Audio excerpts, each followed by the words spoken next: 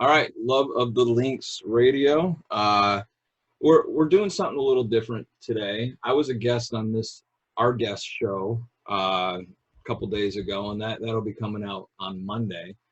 But I'd like to welcome Brian Ondrako, a friend from the past who we reconnected here recently. Uh, Very unique background. And actually, when we talked last week, Brian, I kind of refreshed your memory. Maybe you didn't even know, but we are pretty much from the same neck of the woods up in upstate New York. Yeah, that's a great area up there. Some good undulating golf courses and crisp weather during the spring and fall. So yeah, the we both have similar memories, I think, of high school golf. And no grainy greens where you just know where the putts are going to go. I Oh mean, my God, can't beat that. I miss the bent grass. I so miss it. You get it every once in a while, but even I notice a lot of courses down here. I live in North Carolina, have changed over to more like the TIFF Bermuda or whatever. So like they're actually some of those private clubs that use bent for a lot of years have actually switched over. So Yeah. don't really get to play on it too much anymore. No, no. And so you're from upstate New York. You went to Methodist. You're a Methodist grad in the PGM program. That's Know right. a lot of guys I know that came out of that program. And then from there, you had your PGA status, and you worked for how long did you work in the golf business as a PGA member? I mean, technically, I had my membership for about 9 years, Yeah, 8 years, I guess. I started. It's always interesting because, a lot of people listening in, maybe that are PGA professionals or in the industry, you know, technically you're working before you get your membership, yeah, So like, I did internships all through college. I actually started teaching prior to getting my membership. And, and so I got my membership, I think technically in right around the turn of '06 to '07. okay. I was a late, I'll be very honest. I failed level 3 checkpoint the first time I took it. So, I failed level um, one, so don't feel bad about that.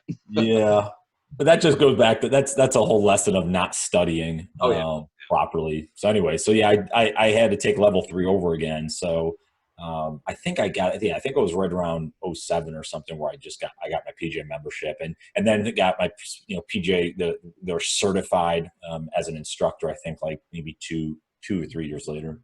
yeah. You went the traditional route. I was looking at your background on LinkedIn, and you were assistant pro and instructor, and then you kind of shifted a little bit there, where you actually went into ownership as a golf. You opened your own golf management company. Yeah, so I just, it's interesting. So I taught for a couple of years and I didn't really know what I want to do. All I really knew was I loved helping people. I Mhm. loved teaching. I love kind of being what I kind of call that first line of defense of, especially for younger players. This is where I think you and I have a lot of alignment, right? Just people that I wanted to impact their game, especially, I work with a lot of juniors, a lot of like women that were coming in the game and stuff like that. And I had this, I mean, it was really an opportunity is there was the owner of the driving range I was at. He had another range locally and it's actually closer to my house, that range, and it hadn't done well. They hadn't up kept it. He was more just he was hoping to pay the taxes on, I think each year, kind of keeping it open. And I approached him as well as another friend of mine that was in the area that went to Methodist, and he was up in the Raleigh area. And we approached him and said, "Listen, we'll take it over for you, and we'll run it." So we did that. So we set up an S corp. We set up and actually had a vision for a little while to get multiple ranges under our belt or multiple facilities. And I think at one point we had it was two, maybe I'm trying to think if we had, no, I don't think we ended up making that agreement. So at one point we had two locally. One was a whole club repair operation we did, and then the other was running this practice facility. And that was great. I mean, I remember the first year, like we quadrupled his revenue that next year that we took it over. And it was really good because it taught me a lot about, God, just stuff around just organizational processes, like managing hours, marketing, stuff that I kind of thought I knew, but I really had to go deep down into it. So that was a great experience for a few years to do that. Um, cutting to the chase, unfortunately what happened is kind of with that owner, he didn't want to relinquish ownership of it. We wanted to lease it. Like I wanted to do like a 5 or 10 year lease and lease the whole thing so that I can actually do it. But I was so handcuffed that it just didn't make sense. I'm like, I can't just keep working here for like a management fee. I need to actually have the full reins. I'll pay you. And I thought we had something that was very fair on the table, and then he pulled back last minute. So it was just, I just decided to, after that point, I'm like, I gotta move on from this. Yeah, and what's interesting to me about you and your background, there's a lot of guys like you that were in the industry and wore a couple different hats like a lot of golf pros do, and then got out of the industry for whatever reason. There's numerous reasons. It's not the easiest business in the world. You and I can both agree on that. There's a lot of moving parts, and there's a lot of situations where when you're working in a management role, like you're talking about, working with owners that may not necessarily understand the golf business, they may understand business, but our industry is a lot different. There's a lot of different moving parts in it. So what really interests me and some of the questions I wanted to ask you is, now that you're not in that world as a professional anymore, I think you have a very unique perspective on being that you were in that world and now you're not, and you're more of a recreational golfer. That's right. I mean, you're seeing it through a different lens. So what are some of your feelings on the state of the game? And let's take this COVID-19 situation out of everything. What was your opinions on the state of the game up until this recent lockdown and crisis that we're in? Well, let me try to take it on a few different angles and we'll kind of see where we land. I think I think we always look at the game from a recreational level, and then you look at it from a professional, like what's the tour, what's going on. From a recreational level, I think the game has been in trouble for a while. I think, listen, you have your core people that are not gonna, as long as I can physically play, I'm gonna find time to play a half a dozen or dozen times a year minimum, right? I just love getting out. I love competing against myself, against the course. So you're going to have that core group of people. That's never going to leave, right? It's how do you inject new people into the game and keep them into the game? I think the PGA has done a good job, as well as some others, of entering in junior golfers. Like, I love that the drive, chip, and putt came back a few years ago. Like, I think that's incredible. It's just such a cool thing. Like, I was actually talking, I have an almost 8-year-old, and I actually signed him up to do a qualifier in June. Obviously, it got canceled this whole year and stuff, but that was going to be his first attempt at it. And so I mean, I'm hopeful. Maybe I'm just, kind of like the hopeless romantic type. Like, I'm hopeful that the game is going to live on and go forward. And there'll be a lot of younger players that decide that, hey, I want to actually take this up versus playing other sports. Yeah. So I think there's an opportunity. I think we have been in a lull period for a little while now. And especially with COVID stuff, there's a lot of golf courses that are going to close, unfortunately. Oh, yeah. It's going to be bad for a little while. So I don't know too much, I guess, from that front. But anyways, I think there's some challenges ahead. But I think if we continue to keep investing in the young players, we might maybe have an uptick over the next handful of years, 5, 10 years, et cetera. From the professional level, I mean, no one can argue that, Tiger coming back has been phenomenal for the game, right? Because and by the way, I'm one of those, just so everyone knows, I'm one of those that I love watching, and I don't have the time as much anymore, but I like watching on a Sunday afternoon, a lot of these events. I've watched I've been really, if you think about it, active in the game probably since, I remember probably one of the first tournaments I remember watching was when Crenshaw won the Masters in '95. Yeah. And that's when I just kind of started the game. I started playing when I was 11. So I was about 11 and a half at that time. So that was when I first remember. So it's been, what is that? 25 years, right, of watching the game. And then obviously, I remember one of the first ones after that was watching Tiger win the US Am in '96. Yep. And then I got to meet him and stuff at the BC Open, like the third event he played on tour in '96. So like that span, all of a sudden, like I just, and obviously I've been a big Tiger fan. I don't mind admitting that because I think he's done phenomenal for the game, despite his off-field transgressions. So I don't agree with all those, but he's done tremendous stuff for the game. So I think, you look at the last handful of years, it was in a lull period. Absolutely. Right. I would only watch like some of the bigger events, Yep. And on the weekends and stuff. Cause I'm like, not that it's boring. I mean, there's some tremendous talent out there. It's deep.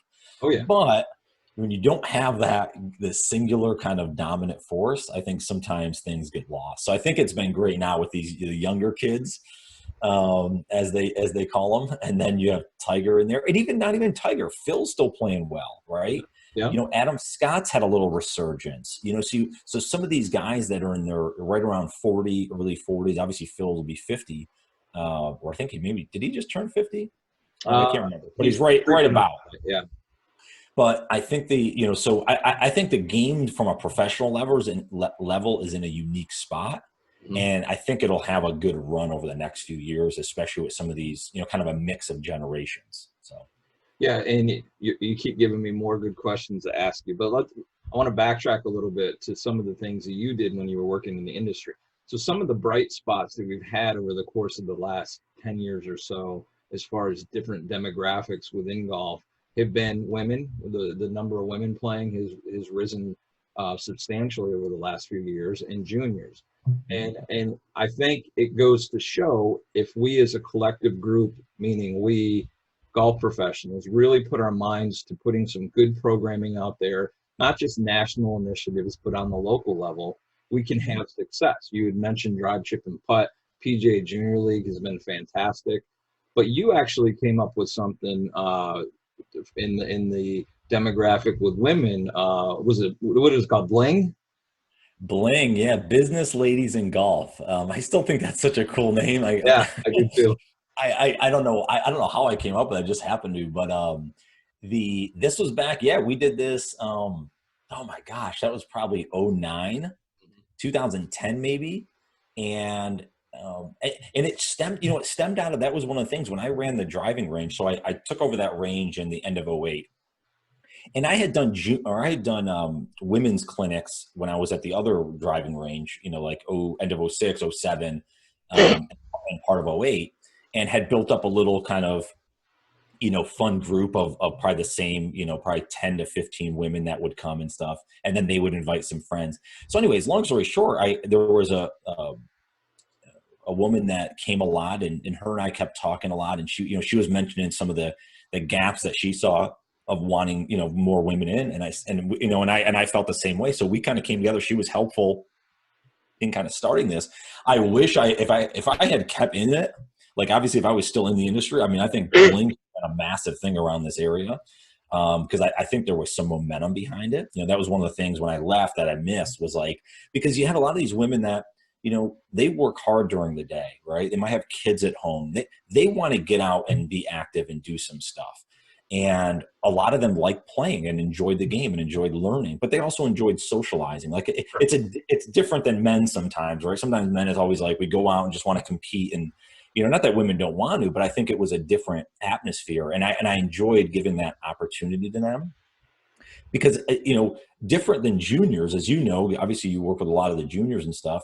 Women want to play the game, but they feel, what I heard all the time, and maybe this has changed in the last 10 years, but very intimidated to go out, by themselves to a golf course. Yes. Because it is kind of male dominated. Yep. Like, plus if they're not that good of a player, they feel like they can't get out there and keep up with play. So, we injected a lot of stuff. We did like, captain and crew type, the hit and giggles, as you might call them, right?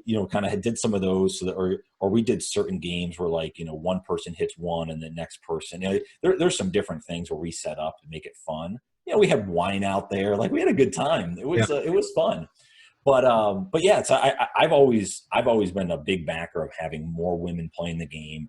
I just think it's a tremendous opportunity, and I think for people listening in that have young daughters, it is so tremendous to get them involved. Not that they have to get college scholarships, although there's a lot of unused, women's college golf scholarships out there.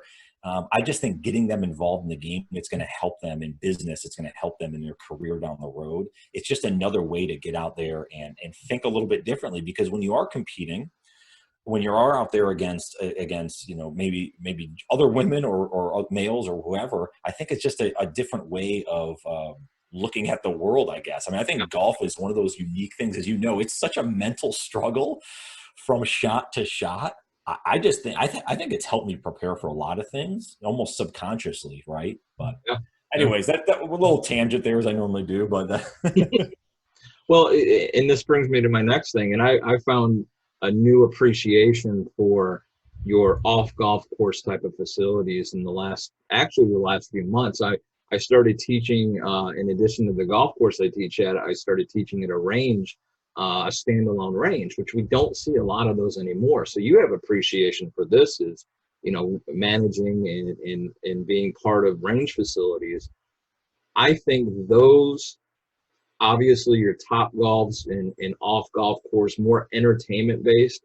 I think there's really an important role that these facilities play in the future of the game. And obviously golf, the game by the standards traditionalists set, isn't a top golf, isn't a standalone range. The range I teach at has Top Tracer, which is the technology from Top Golf.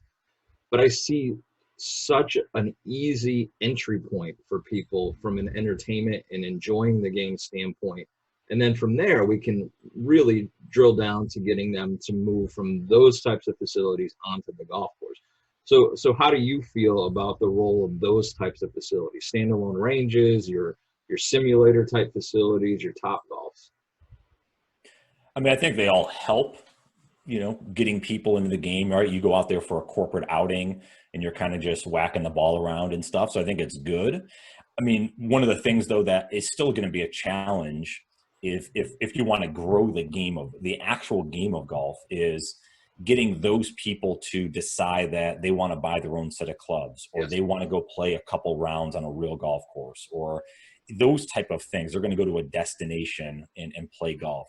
Mm-hmm. I think that's where the big challenge lies, is you can get folks out every once in a while to these things, and Top Golf has done very well. And we have Drive Shack in here, one of their competitors in Cary.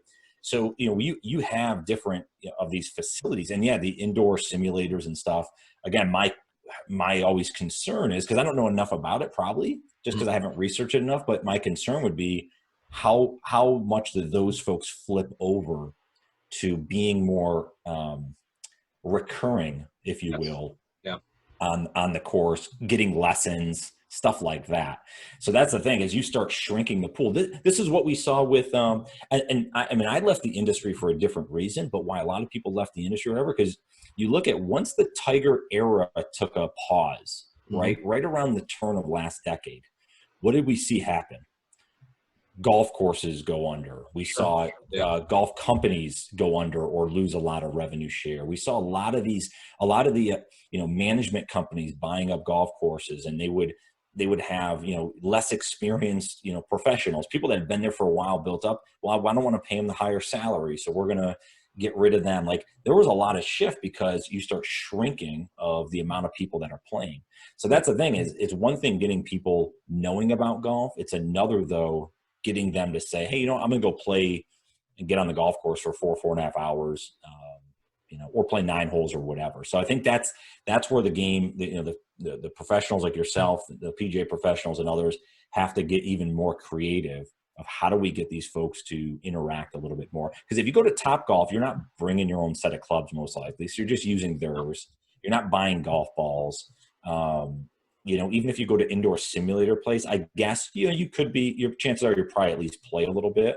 So again, will those sustain, especially in areas that have golf courses that have, seasons are maybe run longer because you don't, like, for instance, this is going a little long, but like in Raleigh here, we generally have a couple snowstorms per year. Mm-hmm. Like, they're more ice storms, really. Yeah. But this year we had one, and the stuff lasted for 3 or 4 days. So you could play, like I played because I took off work and stuff like that over the holidays. Like I played 3 rounds of golf in 4 days right around the new year. You generally, some years you don't get that. So if the weather doesn't cooperate, Yes. unfortunately, some of those indoor places may not do as well. So that's what's tough about, obviously an outdoor game, the seasonality of it. Because it can go the other way too, as courses are closed because it snows all winter when you expect sometimes it to be open. So that's another challenge, but we don't have to get into that. Well, I'm going to pivot because you had mentioned about you getting out of the business, and then I'll come back towards the end of the interview and talk about your children's book that I read through, and I was really impressed with that. Being someone that's a father like you and a lover of the game as far as kids go. Yep. But let's get back to the move from coming out of the golf business. I was on your LinkedIn, and you have a quote at the top of your LinkedIn profile that says, "Stay hungry, stay foolish." Yeah. Let's talk about that.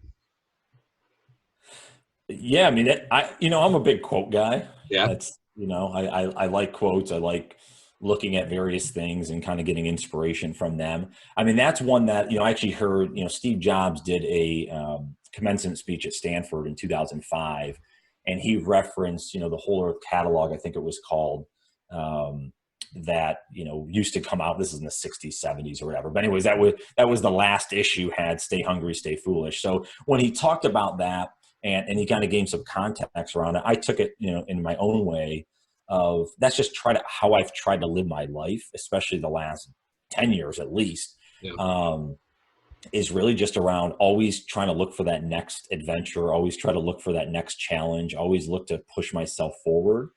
But the stay foolish part is really what has been the most impactful, where I think a lot of folks get lost, is keeping that imagination, not worrying so much if I fail, but learning from it, like trying things, tasting things, trying to experience stuff, and not just be so, like settled and comfortable. Mm-hmm. So yeah, that's why that quote stays, like on my LinkedIn page, and probably one of my favorites. Is just, it's simple, and it really has a good message there. So yeah, stay hungry, stay foolish. Well, I'm gonna hit you with another one. So I was on your website looking at your bio, and you talked about this Renaissance period that you kind of went through, and Sure. and that struck me as something interesting too, because I kind of feel like that's something I've been going through the last couple of years. Mm-hmm. So my question for you is, and you and I can both agree on this, there's far too many people out there that are every day getting in that hamster wheel and going around and going around and going around and doing what they feel like they need to do to be productive, to provide for their family. Mm-hmm. But so few people jump out of that hamster wheel and really follow what they're passionate about and explore different things and try to educate themselves and take a different path. Yes, it's a difficult thing, but what are some suggestions that you may have, since you've kind of gone through this, on trying to find, whether it's from a business standpoint or a personal standpoint or both, finding that path for us as individuals? Well, it's actually funny. I was just talking to a friend about this last night. I think most folks, and I was in this, by the way, and this is not judging, this is not standing on the soapbox. This is just a general, kind of feeling. I think most folks trade happiness for comfort. Yes. And I really feel that. I feel that instead of, and we hear the get outside your comfort zone, right, kind of thing. Instead of getting really uncomfortable with, kind of saying, I don't know if I want to do that or not. I don't know if I want to try that. They would rather give up a little bit. It's almost like giving up a little freedom, right, for the security type thing. Like you give up happiness because you don't want to actually take the chance and fail, and maybe how people perceive and look at you and stuff like that. So I think there's two big things up front that I've learned, and this is just me talking, right? Other people might have different opinions on it. I think the two big things, one is, I call it my North Star, is I've stopped putting flags in the ground 5-10 years out. I always use the example of, in 10 years, I'm going to be the CEO of this company. I stopped doing that because I think, one, that leads to failure, a ton of it. that you really don't need. And two, you get discouraged because it's so far in the distance. You're like, oh my God. So I call it my North Star because everyone knows what the North Star is, right? When you look at it, you try to follow it, you're never going to reach it. But, and this kind of goes to something when you were talking about your mission when you're on my Just Get Started podcast, and I agree fully with that. Is this North Star? If you can know your mission and you can figure out how you want to make an impact on the world, how you want to live, now you can at least make decisions to move in that direction. Yeah. So I'll give you an example, right? Like for me, my North Star is I want to impact the next generation, or next generations even, of Earth, right? Of this world. And I want to do it away from the angle of health and wellness and really getting people to think a little bit differently, right? Almost find their purpose earlier in life versus how long it took me. So almost that self-discovery, I guess, as I call it. So that's mine. So how it helps is I can make decisions, whether it's the podcast or books or making a choice to be on this podcast, right? How does it help get the message out, or maybe can impact one person and stuff like that? I think you can make better decisions when you know your North Star. When you don't know it and you're going around the hamster wheel, as you said, I think you make a lot of short-sighted decisions that ultimately don't lead to the happiness and the fulfillment down the road. Yeah. There's safety. It's a safe move. Well, and also you don't put, it's kind of thing like a lot of folks struggle with fitness as an example, right? Because you're not thinking of where do I want to go down the road? Again, not the flag in the ground, but just where do I want to go? How do I want my life to flow wherever it happens to go? Well, I need to get my butt in gear maybe now and put the slow motion in play versus, oh my gosh, like as an example, if I say, hey, I want to lose 50 pounds, right? Losing 50 pounds is hard work. That's a lot of stuff to do. So when you look at that in that context, it's like, geez. But you can also look at it as, you know what? I'm going to go walk around the block every day for the next 7 days. That's it.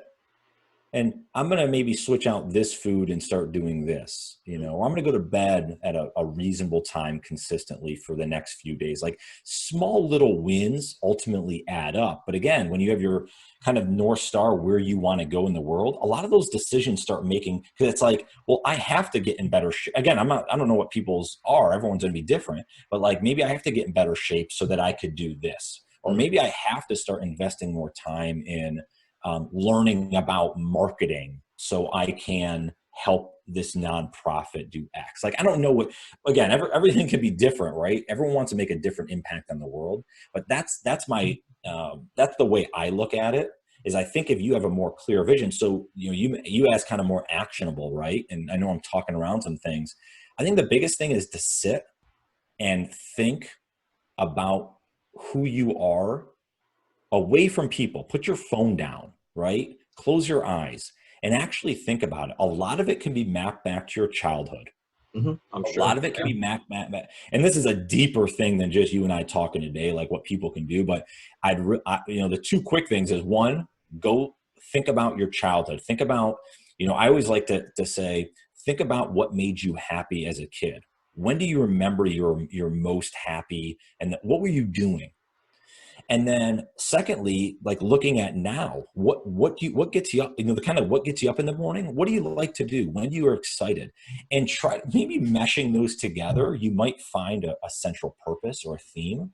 But I think most people, because I was most people a while back, don't have the self-awareness. And that term gets thrown around so much, self-awareness, but I think most people don't actually sit in thought to get to the self-awareness. And it's not just about being self-aware, it's about taking actions on that to change and to be better, right? Yeah. You can be self-aware all the time about, I need to do this, but it's actually going out and doing it. So I think that's part of it. Sit in thought, but then also actually execute on some things. And it's going to take a while, but you have to put the wheels in motion to be able to make that change in your life. So Yeah, the execution part is hard for a lot of people because there's this term fear that creeps in all the time, and I know you've touched on that quite a bit as I was looking, at your background. Fear is so crippling to having people go through this type of exercise where they look at what they want to do, where they want to be, and actually do it. So that's one component, in my opinion. But another thing is this instant gratification that we're just all guilty of falling into from time to time.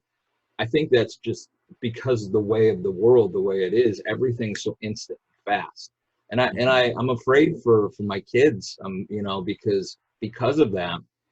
Um, it's just something that scares the crap out of me, to be honest with you. That everything is so instant, where you can't take that moment, like you're saying, to sit back and really think about things and look at a pathway that might be a little bit different because the fear creeps in. I mean, the fear is a real thing. And absolutely. I mean, it took me 2 years to finally start my podcast. Yeah. And it took me a while to do a lot of things.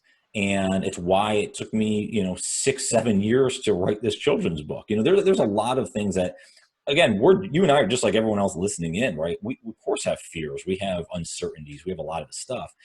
The big thing I think Gary Vee's the one that probably said this the first, is like, what's the alternative? What's the alternative, right? This is this is a little morbid, but this is how I think. I think about mortality a lot. Mm-hmm. I think about dying, right? That's actually what probably motivates me the most, is that I can't sit here and say, well, I got time because, I'll be around for 40, 50 years, no. And you don't know what's going to happen tomorrow, right? We don't know what's going to happen in a year or 2 or 5 years. So why wouldn't I try to do things that make me so fulfilled, Right. that make me impact the world in a positive way? I'm so big around, positivity, gratitude, those type of things. That's been a backbone really of this whole Renaissance period, as I call it. So, I mean, I think that's the thing, is like, I can't tell people when or where to overcome the fear, right? I mean, you can have coaches and stuff. And I mean, I think the support systems are important. If you're around the right people, that's going to help you. That's a huge thing.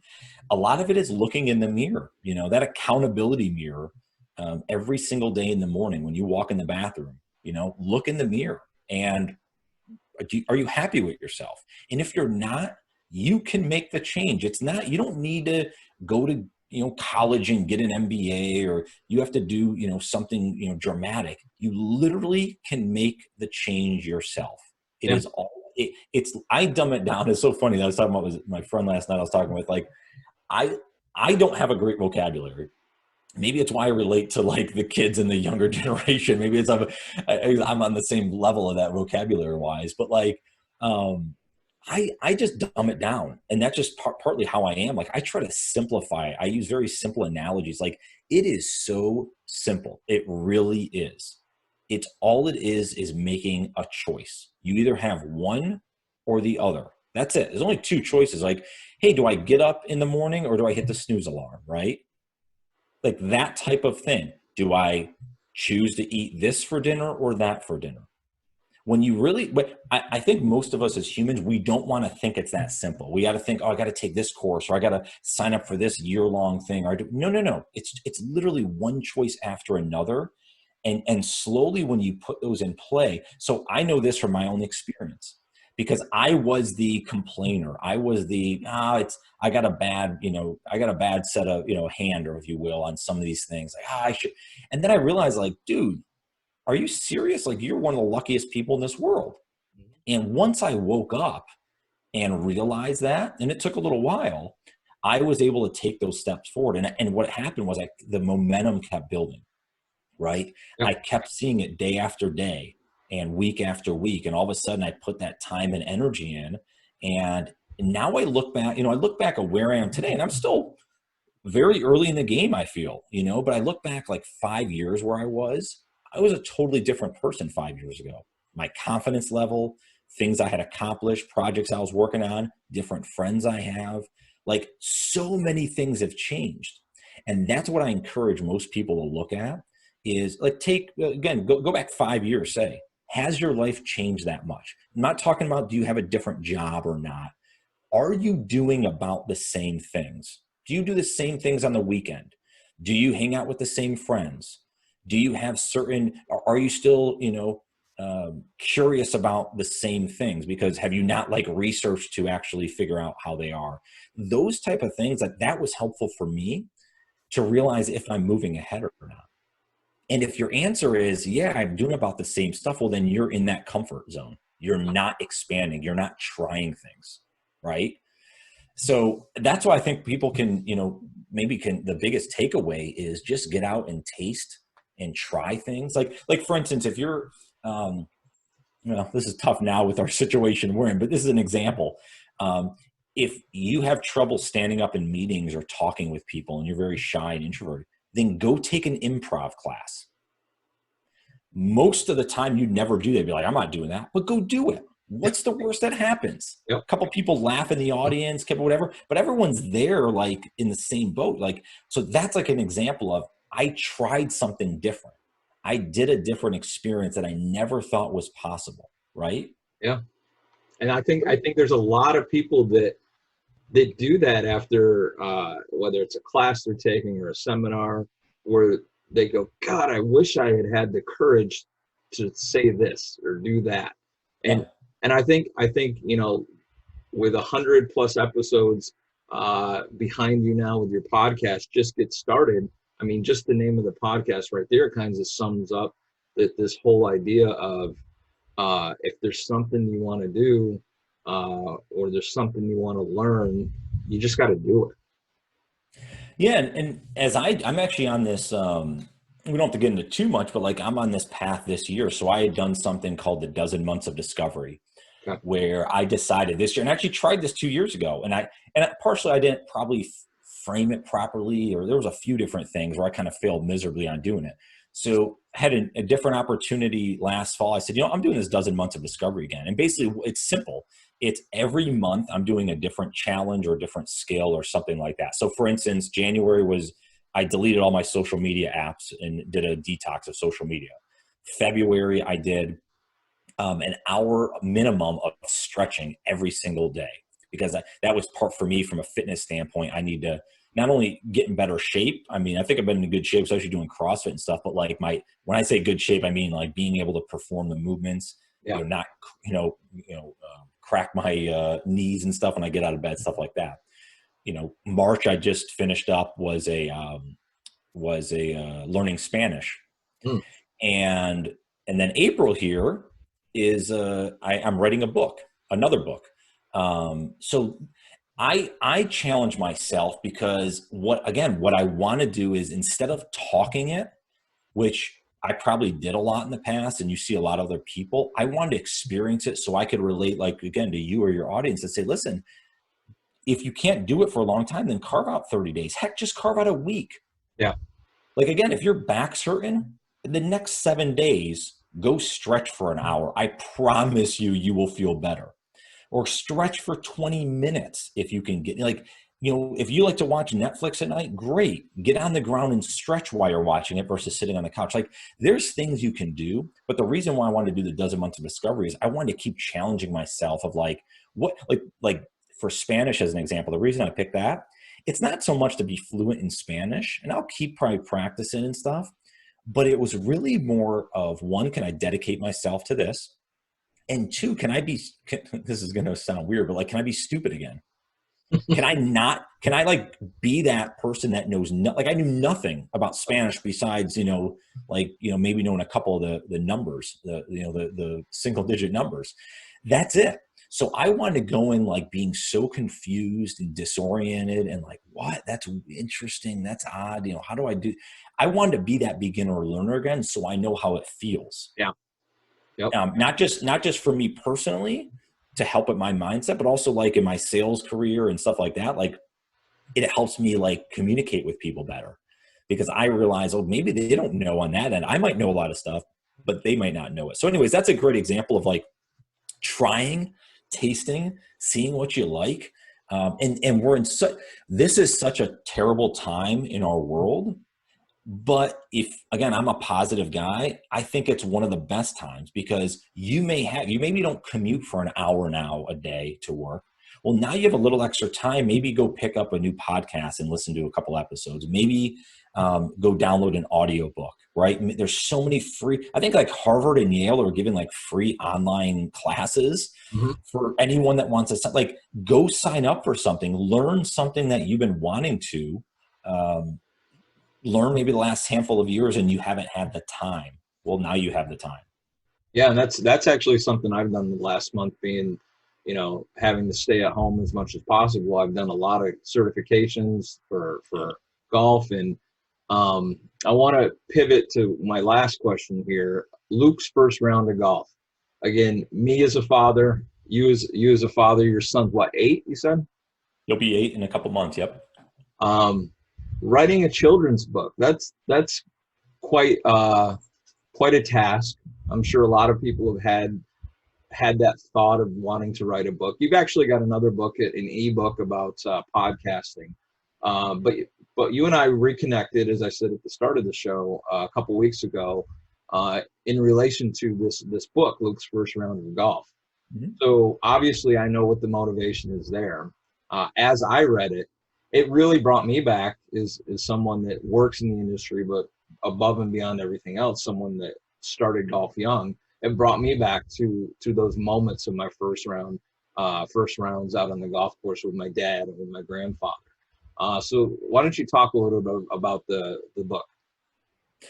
Yeah, I mean, well, first, this goes back to really our discussion, and hopefully folks listening are getting some value out of it or whatever. I wrote this book in 2012. I started writing it. Here we are in 2020. Yeah. And I think that's a powerful story, hopefully, for everyone, because it's a true testament of overcoming your fear. I had no self-confidence. I did not have a good support system around me. I didn't feel I was worthy enough. I just did it because I actually I'm a big, I like rap and hip hop music. Yeah. Eminem's probably my favorite rapper of all time. And, guys like that, Nas, Tupac, stuff like that. So I love I may write like a long form book in the future, but I actually love writing like rhyming books. I don't know why. I always love those. I always love Dr. Seuss type stuff. So as my son was about to be born and was born, I was thinking about, man, it's gonna be so cool when I get to play golf with him and he, get him involved in the game. So I just started to jot down. I probably wrote like 50-60% of it back in 2012. Then I shelved it. Because I'm like, what do I think I'm doing writing a children's book? I'm not going to write a children's book. Like I barely passed English in high school. Like, get out of here, dude. Because I was so negative. The words I used to say to myself were so negative. I used to put myself down so much that I wasn't good enough, that I couldn't do anything. And then as I slowly got out of that, and I'm not saying it's a quick process, it took many years. But as I slowly got out of it and got the confidence, and again, I started the podcast, I started doing some other projects, I started to get my own voice, if you will, in the world. And I had a clear mission on what I wanted to do. I kind of came across the book. I mean, it's always been in the back of my mind here and there, but I really kind of came across it again. I said, it was last year, and I said, screw this, I'm publishing this thing. So I finished writing it, kind of fall time or whatever. I've tweaked it here and there since then, and I've been working with I had one illustrator that, and then I changed to another one, and we're actually finishing some stuff up as we speak. So hopefully it'll be out here in May of 2020 is kind of the goal. It's cool. I've looked at some illustrations that he's done recently. The cover looks sweet. Like, it looks really good. He's a phenomenal illustrator. So I'm excited. So anyways, that's a little long winded, but that was part of it, is like that fear of overcoming, what people would say, or like, how they would react. And once I got over that, it was like, boom, now we can go ahead and actually publish this. So that was part of it. And again, obviously just, having my son be a part of it, And actually he played his first round of golf last year Nice. on his own ball. We played, there's a par three, a 27 hole par three course in the area here in Cary, which is cool. So yeah, he went out, played his own ball, chip putted everything himself last year. So it's kind of cool how it kind of came to fruition, that him playing his first round. So really neat. Yeah, I'm excited about it. It'll be, I'm doing self-publishing through Amazon. Okay. So I'm not, I'll obviously try to promote and do different stuff and get it. But I think it is, I appreciate you saying that. Like, I'm always nervous about, how I think the story is really good. I do. And so I appreciate you kind of backing that up. It's a fun little story. It's not a 1,000-page book, right? It's a normal children's length, children's book length, but I think it'll be good for parents to read with their kids.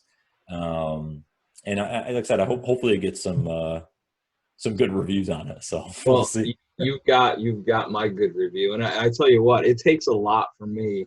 I have Audible. That's how I read books usually. But when you sent me the transcript for this, I'm the kind of guy that sees shiny things, go chase the shiny things. So I don't stick into, and this is a children's book, but there's some length to it.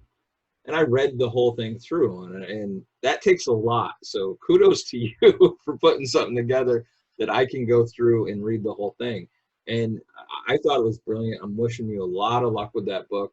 Love the podcast. I love being a guest on the podcast the other day. Go ahead. You had something. Well, I was just going to say, and I failed to mention this, but this goes back, we were talking about the North Star earlier. Mm-hmm. This goes to my mission, right? That's why I ultimately, kind of the finish of the book, because it goes to my mission, is that I want to try to impact the world in a better way, especially that next generation. I feel a book like this, and if you remember reading through, there's a lot of good morals on it. Yeah. It's a chance to introduce kids. It's another way potentially to introduce kids to the game of golf. Maybe their dad gets them the book and they read it, and now they see, Luke in there doing certain things and his excitement on his face. And maybe that's like, ooh, that's kind of cool. Hey, Dad, maybe they go pick up the putter that their dad's been wanting them to use in their living room for the last, year, and they go pick it up. And that's the impact I want to make on it. So I'm hopeful that even if it affects a few kids, right, if they pick it up and they kind of get that excitement that you'll see with Luke in the book, maybe they decide to play the game. So that's what it's about for me. I'm just hopeful it impacts one kid. I'm sure you'll have a good impact on a lot of people. So Brian, just to wrap things up, where can people connect with you, whether it's through social media, website?